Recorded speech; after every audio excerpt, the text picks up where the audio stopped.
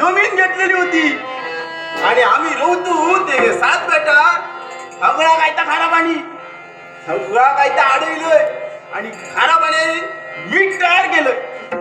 जसं जसं धंदो माझं पुढे सरलो तसे तसे जसे गाववाले बोंब मारूक लागले.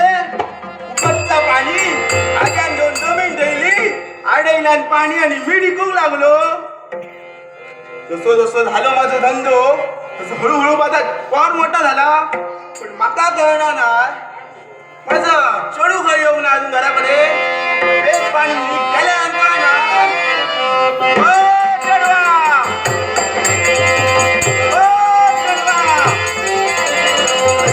त्याला असताना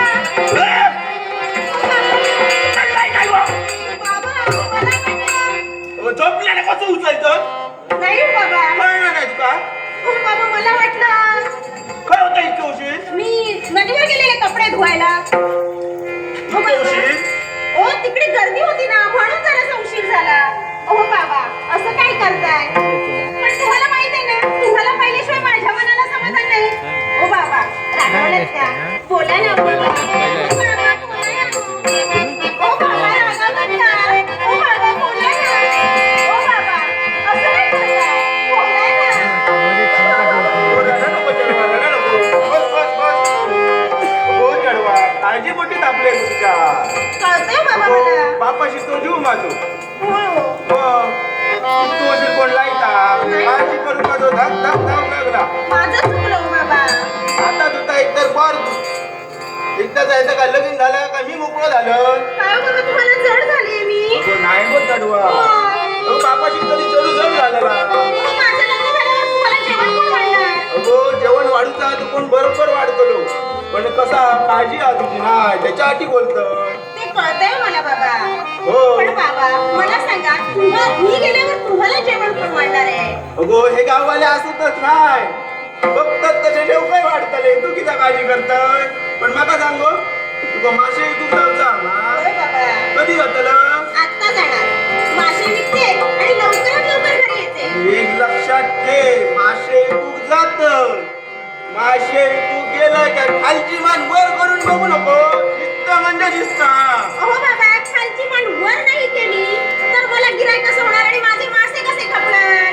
गो चढवा तसा नाही गो. मग कसं? मासे इकू गेलंय काय तात्पुरती मान वरती ग. पण आजकालचे पोरगे काय धन नाही ना. तू काय विचारतले काय गो बरा काय बाबा ओरडताय? चुकतला तुझा सांगतोय तर ऐकान घे. जसा जातय शिस्ती तसा शिस्तीत घराकडे ये. होय बाबा. आणि वाटेत कोण अडवलो तर त्याला सांग हिवा गाविताचा चढू असे म्हणाल वैद्यान कापून कामा घालतले म्हणाल. तुम्ही सांगलं तसंच सांगणार.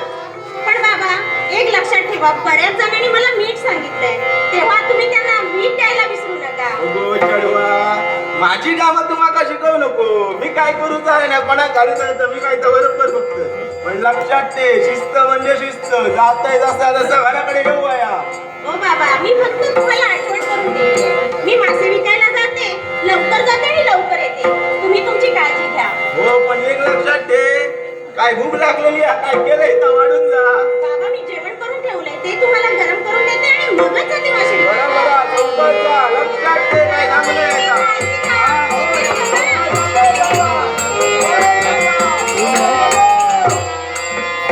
काय सांगतले गावाले तुला बापाची तो जीव काळजी करतलो तर नाही काय करतो. एकदाचा का ह्याचा लगीन झाला नाही का मी जरा मोकळं झालं. कारण काय हा उगाचे व्याप नाही, लगीन म्हणजे किती टेन्शन. असो माका मी टिकूची लय कामा पडलेली आहेत, वेळ घालून